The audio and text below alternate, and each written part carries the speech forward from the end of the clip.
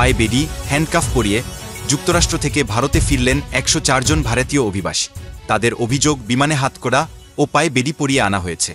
মার্কিন সামরিক বিমানে করে যুক্তরাষ্ট্রে অবৈধভাবে ঢোকা নথিহীন এই ভারতীয় অভিবাসীদের দেশে ফেরানো হয়েছে। তারপর তারা অভিযোগ করেছেন, বিমানে তাদের হাতে হাতকড়া পরানো হয়েছিল, পায়ে শিকল ছিল। অমৃতসর বিমানবন্দরে পৌঁছানোর পর তারা শিকল ও হাতকড়া মুক্ত হন। বিমানেও তাদের গাদাগাদি করে রাখা হয়েছিল। With their hands and leg cuffed. A US military aircraft carrying 104 deportees, including 19 women and 13 minors, landed at Amritsar airport on Wednesday, amid Donald Trump's crackdown on illegal immigrants. One of the deportees said that they were unshackled only after landing in Amritsar and added that they were kept in custody in the US for 11 days before being sent back home.